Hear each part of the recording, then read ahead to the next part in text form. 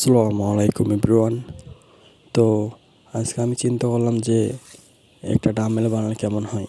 তো চোখের সামনে খোয়া দেখলাম, বালু দেখলাম, তো সেজন্যই চিন্তা করলাম ডাম্বেলটা বানিয়ে ফেলি।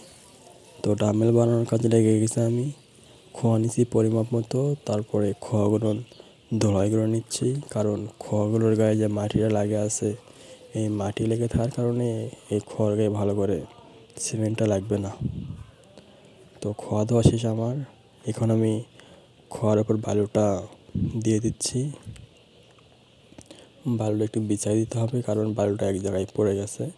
বিছাই না দিলে শুধু এক জায়গায় বালু, এক জায়গায় সিমেন্ট হয়ে যাবে। তো বালুটা আমি মোটামুটিভাবে বিছাই দিলাম। এখন এখানে সিমেন্ট দিতে হবে। তো সিমেন্টটা দেওয়ার পরে এটা পানি দিয়ে মিক্স করে মেখে আমি ডাম্বেলটা বানায় ফেলাবো। তো সিমেন্টটা দিয়ে দিয়েছি প্রায়। সিমেন্টটা দেওয়া শেষ। এখন আমি এটা মিক্স করব। এটা মিক্স না করলে হবে না। প্রথমে মিক্স করে তারপরে পানি দিতে হবে। আর বালুটা একটু কম হয়েছিল, একটু বালু দিলাম হালকা পাতলা। আর এটা এখন মিক্স করে নিচ্ছি, কারণ ফার্স্ট টাইম মিক্স করে নিতে হবে। ভালো করে মিক্স করে না নিলে মশলাটা ভালোভাবে হবে না, আর ভালোভাবে জমবে না। তো মিক্স করা শেষ, পানি দিলাম। পানি দেওয়ার পরে সুন্দর করে একদম মাখাই নিছি। একদম সুন্দর হয়েছে, একদম মিক্স হয়ে গেছে একদম। তো আমার মিক্স করা শেষ। আমি এখন এটা 4টা ভাগ করব, কারণ 4টা ভাগ না করলে পরে একটাতে কম একটাতে বেশি হবে। এই জন্য 2টা ডাম্বেলের জন্য ফার্স্ট টাইম 2টা ভাগ করব। 2টা ভাগ করার পরে পরবর্তীতে 4টা ভাগ করব। তো আর একটু ভালো করে মাখাই না আমার প্রায় শেষ। এখন আমি ভাগ করতেছি, কারণ ভাগ না করলে পরবর্তীতে ঝামেলা হয়ে যাবে। ফার্স্ট টাইম 2টা ডাম্বেলের জন্য 2টা ভাগ করলাম।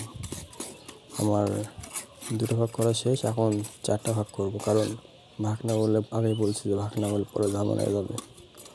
2টা ভাগ করা শেষ। এখন 4টা ভাগ করব।